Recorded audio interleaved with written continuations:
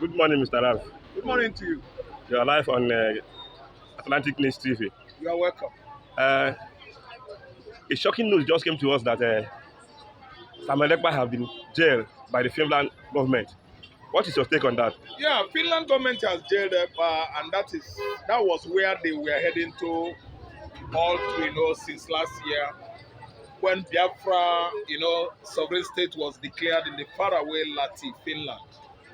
We actually know that federal government of Nigeria under the Bola Ahmed Tinubu is not happy with what the Igbos actually successfully did in Finland.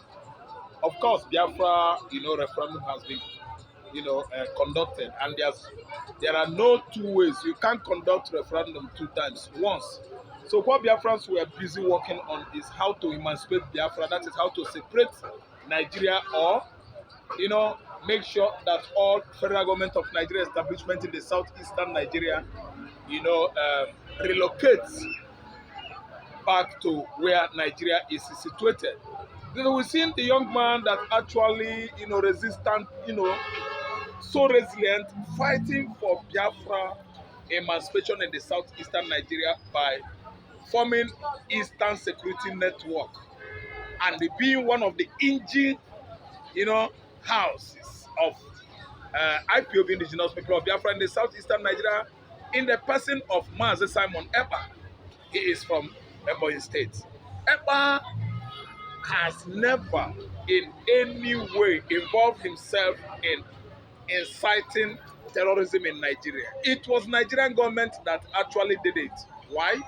Nigerian military government, Nigerian military forces, I mean the police, the custom, the soldier, that's the army, all of them that are armed, that are not paramilitary, they always go into southeastern Nigeria. If there is anything like insecurity, they will start killing, disaliving, sending to early graves people of that region without investigation, without this let me say sensitivity, without care.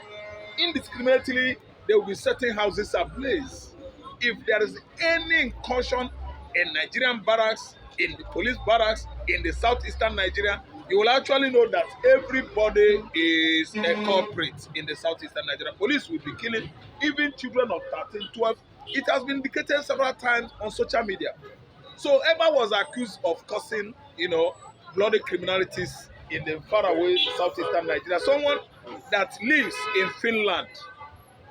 It has been a long time Samuel Ekpa left this soil for scholarship in the Scandinavian country of Finland. After winning Olympic medal for Nigeria, Samuel Ekpa was given scholarship. And on getting to Finland, he did well to the level that he was enrolled into Finnish army. He became a commander of battalion in Finland. That is an intelligent Igbo man for you. A commander of battalion in the Finnish army.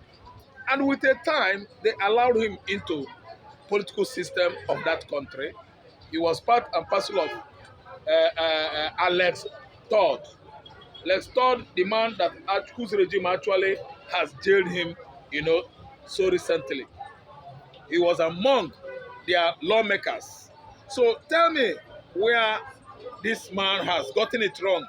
That Fulani Janjaweeds concentrated assault in Igbo land using their killer headers, oppressing, maiming, and even killing Igbo farmers in Imo State, in Ebonyi State, in Enugu State. Look at the recent happenings in Ihamufu and Eziago in Enugu State. How Fulani Janjaweeds raped Igbo women, killed Igbo farmers, killed community people, villagers, setting their thatch houses ablaze. We're not even talking about Enugu Film Village and Enugu Farm Settlement. Of course, these two, they always are located in the faraway farmland. They are not closer to any communities or township. They always locate Film Village and the farm settlement in the bush, very, very far away from, let me say, urbanities. So The Fulani Janjaweeds, they always arm the Mali Fulanis, Niger Fulanis, Central African Republic Fulani, Burkina Faso Fulani, Chad, and so on and so forth, to fight Igbo farmers, to fight mid-belters, to fight even the southwestern farmers. Only that Yoruba is not paying so much attention to what Fulani headers are doing in southwest. Of course, you know, Tinubu actually went to Kano and told the Southern of Koto that he's aware that Yoruba and the Fulanis, they are brothers and sisters. But to me, Igbos, we've seen Fulanis as enemies. It did not start today. Since 1966, till date, the Igbo man has been dying recklessly, careless deaths. Deaths that could not be culminated by any crime, because we see Igbos as people that are so resilient in entrepreneurship. Wherever they go, they mind their business and they always progress. I've never seen an Igbo man that went to northern states and what? Start brandishing guns, stealing and maiming and killing and, you know, robbing. No. Igbo man is always hardworking. Very, very industrious. But you see the Fulanis, they wander from place to place. Farmland to one farmland, one bush to another. Imagine somebody from forests of Zamfara.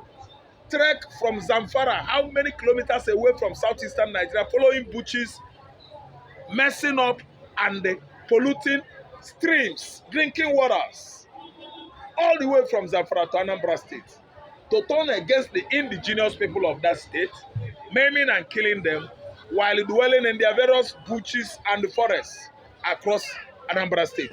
That was what happened recently when they actually migrate from Anambra State forest into Imo State forest, Abia State, Enugu State, maiming, killing, even Ebonyi State, killing farmers. See, let me tell you, Samuel Ekpa is a victim of circumstances, international circumstances, if you ask me. Ekpa is a victim of political circumstances between the Fulani Janjaweeds, the Hausas, the Yorubas, and the Finland. Because the Nigerian government, I know, of course, is under the administration of, you know, Southwest now, currently. If actually Tinubu knows that we, the Igbos and the Yorubas, are in good tenure, then we have no business to release only Igbowo, his brother, living in Nnamdi Kanu, our brother, there in the cell. That is the kind of antagonism, tribal antagonism, going on among the tribes in the southeastern Nigeria.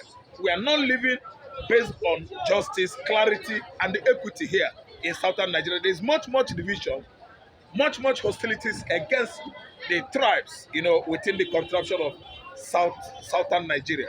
You see, Samuel Ekpa today, I'm telling you, no Igbo man, no Biafra man, globally is happy with what Finland has actually connived with federal government of Nigeria to do. That young man, Ekpa, has not been culpable of any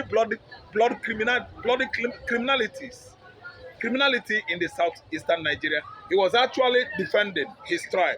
A tribe everybody, of course, thinks is his tribe, the Igbos. The Igbo farmers in Ebonyi State, Enugu State, Anambra State, Imo State, Abia State, of course. That's where Samuel Ekpa and Joko hails from. And I cannot just keep my fingers crossed. You send killer headers from Mali, allow Meti Allah, rubbishing and ravaging, encroaching across all the farmlands in Nigeria. And the cultivators of all these farmlands have been, you know, subjected to this incessant killings, decimation by people from Sahel countries of Mali, Senegal, Gambia, Guinea, Niger, Chad, you know, and so on and so forth. It is uncalled for. We are people from the southeastern Nigeria, and we know that our land is quite miles far away from Sahel countries, from north. We settle on the lower part of River Niger. We have nothing in common with the Fulani Janjaweeds. They are people, migrants from Sahel countries, Senegambia, that is Futajolo Island. And religion has gone a long way to divide us, give us much gap. Fulani would have at least occupied their own Sahel land. I don't know what to understand. Where you have this savanna grass growing, you know, for the grazing of their animals. You don't come down to mangrove forest, rainforest, where Igbo nation is situated in the lower part of Nigeria to grow, to graze your cattle. It is uncalled for. That kind of grasses are not growing in the southeastern Nigeria. What we have in the southeastern Nigeria is rainforest, thick forest, not savanna or Sahel grass. So Samuel Ekpa is not guilty as charged, is a victim of international injustice, marginalization of Igbo nation, and of course, in inequality.